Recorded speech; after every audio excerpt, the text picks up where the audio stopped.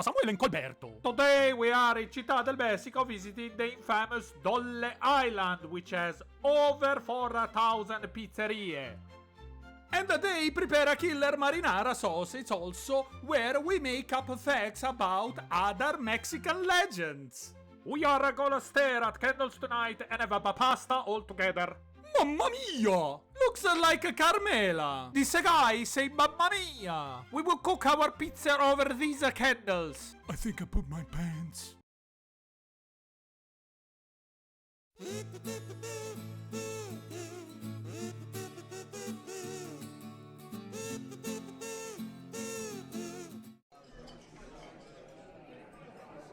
Buongiorno, my dear patrons and random explorers of the algorithm. Welcome back to Spaghetti alla Paranormale, where we serve the finest ghost sauce, with a side of sarcasm. Today's dish is inspired by two paranormal chefs who love to scream into the void and strike down content like Zeus with a copyright bolt. Oh yes, I am talking about Sam&Colby. Oh, wait a moment. What I meant was Sam&Colby's Italian cousins, Samuele and Colberto, the less successful cousins with a flair for melodrama and a lawful fetish. Depicted in this picture over here in front of their renowned pizzeria somewhere in Italy. Da Samuele e Colberto, Pizzeria del Paranormale, mamma mia! And to be fair, they share a lot of similarities with their American cousin. For example, you see, while they enjoy reacting to other people's video on their second channel, they seem to get very sensitive when anyone reacts to theirs. A classic case of do as I say, not as I do, and don't forget to subscribe or we'll copyright strike your cat. So it shouldn't be getting picked up by any copyright system at all. It's not getting picked up by the automatic one, so these are manual claims. Naughty, naughty. But today's videos, it will be all about learning. We won't react to their videos, instead we'll observe, reflect, and learn something truly educational: Italian culture.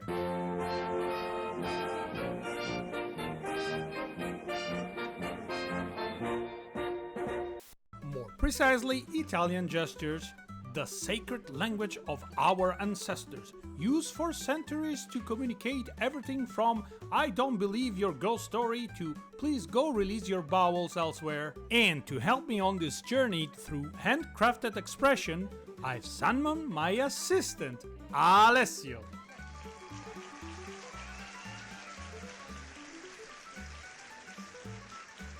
Yeah, okay, Alessio, that's enough. A real, true Italian, born with a pasta fork in one hand and sarcasm in the other.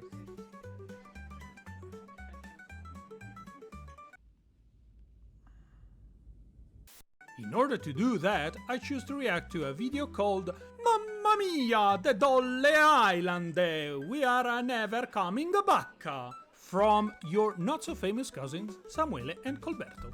They bravely booked a flight from a remote village in Italy, packed only with espresso and rosaries, and headed straight to one of the creepiest places in the Western Hemisphere.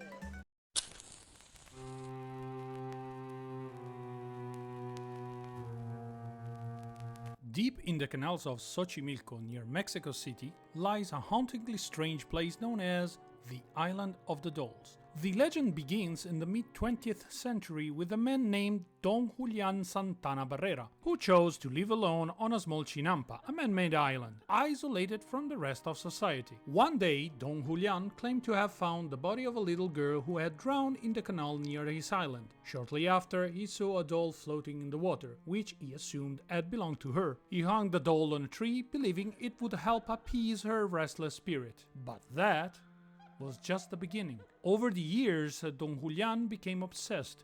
He continued to collect and hang dolls, hundreds of them, often broken or decaying, to protect himself from evil spirits and keep the girl's ghost at bay. The dolls, many missing eyes, limbs, or with eerily twisted expressions, turned the island into a macabre shrine. Locals say the dolls are possessed, that they move their heads, whisper, and follow you with their eyes. Some even claim to hear the little girl crying at night. In a chilling twist of fate, Don Julian himself drowned in the same spot where he claimed the girl had died, reinforcing the island's haunted reputation. Today, the Island of the Dolls is one of Mexico's creepiest tourist attractions, a place tangled in folklore, tragedy, and hundreds of lifeless eyes staring from the trees.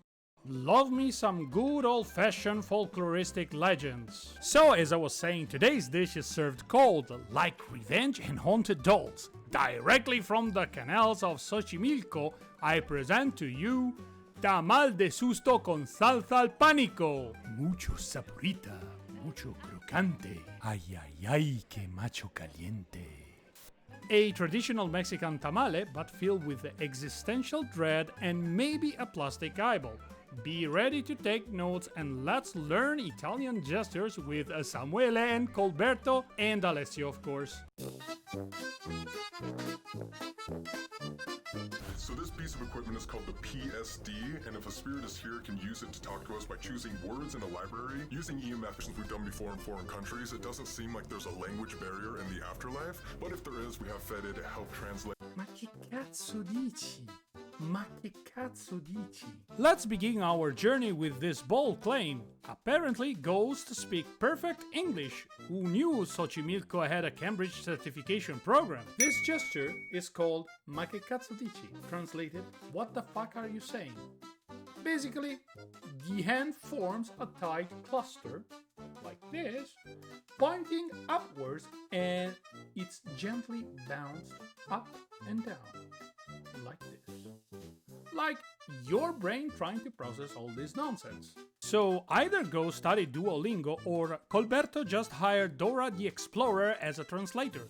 In any case, the only real barrier here is between logic and entertainment. You can come up to this device I'm holding in my... What was that? There's a lot of cracks. Did you just make that noise? What the... That was 3 knocks. That wasn't happening before. E questo? Next up, sounds, crackles, tiny footsteps, possibly termites, possibly the ghost of IKEA furniture past. This gesture means e questo, which translates to and what the hell is this supposed to prove? Basically, you extend both hands with the palm upwards in front of you and make a confused face, like this. Yes, the shack is 80% wood and 20% anxiety, but that doesn't mean every creak is a paranormal footstep. Sometimes it's just gravity. It says important. Important kind. It's important to be kind? Yeah, it's important to be kind. Stand. Shirt. Wait. Standing and shirt. Can you see us right now? The machine whispers words like important, kind, stand, and then shirt. And Samuele connects the dots like a paranormal poet. Oh, standing and shirt, can you see us right now? By the way, I don't want to nitpick, but they are literally in hoodies. This is what we called a soft vaffanculo. Palm up, slight smile, the look that says, I'm trying to be polite, but please shut up. It's pure Italian theater, passive-aggressive and delicious. You are being watched by a ghost who's clearly into men's fashion and abstract compliments.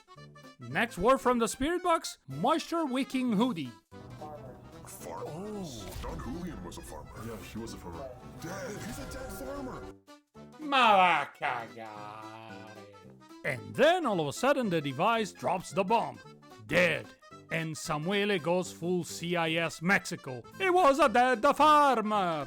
I mean, you're on an island of dead dolls. Did you expect a yoga instructor ghost? This is the legendary Ma va cagare. You extend your palm, fingers flat, and push the air away from your face. It means, come on, get the fuck out of here with that nonsense. This level of logic is what happens when Scooby-Doo takes edibles. They hear dead and suddenly its farmer goes back from the beyond to harvest cringe. It just seemed like it got so much darker. Leather. Oh, I'm wearing leather pants. None of us are wearing leather except for you. Boo. Then we get a word. Leather. Samuele turns to Colberto. You are wearing leather pants. Shocking discovery called the Vatican. Classic bow. You raise your eyebrows, flip both hands upward like I got nothing. It's the national sign of Italy saying, I refuse to engage with this level of stupidity. Followed also by the word BOH, which in Italians is just a simple sound and means I don't know, or I'm lost, or these things are so stupid that I cannot even process them, so boo.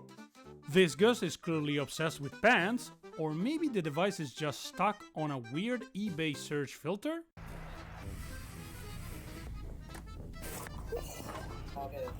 August. Augustina! Yes. Oh my god! That would be the closest thing in the dictionary to Augustina. This is crazy. And then the device whispers, August. Samuele, ever the linguistic detective, exclaims, oh my god, August. This is the closest thing we have to Augustina in the dictionary. Truly a leap worthy of Olympic gold. This one is the classic gesture, shut up or I will slap you. You show the back of your hand with an expression of pure exasperation. It's our classic way of saying, please stop talking nonsense before I act. Alright, let's be serious for a second. August in Spanish is agosto, like in Italian. Agustina was the name of Don Julian's favorite doll, supposedly found on August the 28th. Surprise, surprise, St. Augustine's Day. So, connecting August to Augustina is like hearing apple and thinking of pineapple. A logical leap worthy of an Olympic gymnast. So, our fearless explorers Samuele and Colberto, the less famous cousins of the real Sam&Colby, have decided to boldly venture deeper into the island of the dolls. Brave or just a little crazy, you decide. But before they go full Ghostbusters on us, let's pause and talk about the real star of the show, the island itself. This place isn't just creepy because of all the dolls hanging around like some twisted Christmas decoration. No, it has got a full-on haunted reputation. Locals swear those dolls move their heads, whisper secrets, and sometimes, if you are unlucky, you'll hear the crying of the drowned girl whose spirit supposedly haunts the place. And get this, the man who started all this, Don Julian, died by drowning right in the same spot as the girl. Spooky, huh? Some call it a curse, others say it's just terrible luck or maybe a brilliant marketing ploy to attract thrill-seeking tourists. Honestly, it's probably just a place with more dead eyes than a pasta factory after a zombie apocalypse. So, before Samuele and Colberto go poking around like it's vacation, remember, those dolls are watching, and they definitely don't look friendly. Alright guys, so I think I'm coming up to the spot where Don Julian died himself and where he found that little girl drowned in the water. So right around here is where Don Julian died, and we know this because of this sign right here. I'm not sure exactly what this means, but all I know is that it was close by. Perfecto. Perfecto. Ah, here we have Colby, or should I say Colberto, sorry, bravely approaching the legendary Cruz de Don Julian. He notices the sign, but apparently reading it is a bit too much for our intrepid explorer. We know what it says, but I don't know what it says, he admits. Classic, it means Mr. Julian's Cross in Spanish. This, my friend, I know is well known in other countries as well, but this gesture means perfect, okay. It's not purely Italian, but in Italy has a different connotation at times, especially in this case. The sign that everyone is just so perfectly confusing, originating from resistance artisans who use it to say well done, you magnificent confusion. Nowadays, it's also what Italians do when someone clearly doesn't understand basic Spanish but still wants to look cool, like Colberto. Perfect. So, yes, Colberto, your grasp of Spanish is perfecto. Perfectly perplexing, I would say. And we also have this piece of equipment called the Envoy. If a ghost comes up and physically taps it, it will be able to give us yes or no answers. Mamma mia. Alright folks, this fancy little gadget claims to analyze EMF, that's electromagnetic fields, supposedly detecting spirits lurking around us. Sounds scientific, right? Well, the truth is that the Envoy Ghost Box is basically a radio scanner dressed up in a paranormal cosplay. It just scans random radio waves and spits out static and random sounds. Your brain then tries to find meaning in this noise, kind of like hearing your name called in a noisy room when nobody actually said it. In short, it's a high-tech way to say, I have no clue what's happening, but hey, it sounds spooky. Both hands on your cheek, look upwards, and this in Italian means you're desperate. Okay folks, let's go back to the restaurant and see what we have learned today. Alright, so after all this wild exploration, what do we really have here? The classic investigation style of Sam&Colby. Samuele and Colberto. Gotta be careful with names these days. Don't want the real Sam&Colby to send me a copyright strike. Speaking of strikes, let's talk about something serious for a moment. Recently, Mythos posted a reaction video to these guys, and guess what? He got hit with a copyright strike. Even Beardo mentioned it. Apparently, the big channels skate by without trouble, but the smaller ones? They get silenced, discouraged, and effectively told to shut up. Mythos fought back, and of course he won. But this is something more serious. Now, doesn't that sound familiar?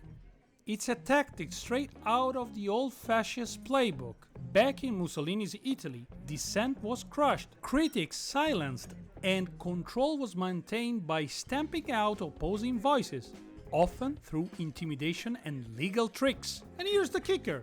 The right to satire and critique is protected under the Italian Constitution, Article 21 to be exact. I believe that in other countries is the same as well. And by other country I mean United States of America and United Kingdom in this specific case. Going back to Article 21 of the Italian Constitution, it says everyone has the right to freely express their thoughts through speech, writing, and any other means, including satire. So when these copyright strikes are used to mute criticism, it's not just bad manners, it's eerily reminiscent of fascist censorship tactics. Of course, we're not here to start a political revolution. Just to remind you that questioning and laughing at what's absurd is not just allowed, it's essential. Because without critique, without satire, we might as well be living in a silent, ghostly island, but with less fun and more fear. So, dear Samuele and Colberto, if you're watching, keep the dolls, keep the scares, but maybe loosen the copyright grip. Or else, who knows, next thing you know, we'll all be saying vaffanculo to freedom of speech. And that's not a ghost story, that's real life. So, that's it folks. I hope you learned something about Italian gestures, and please don't forget to like, subscribe and share, cause your support is the thing that makes this restaurant running. As always, stay safe, don't abuse the copyright system when people criticize your content, and I see you all the next time. Ciao!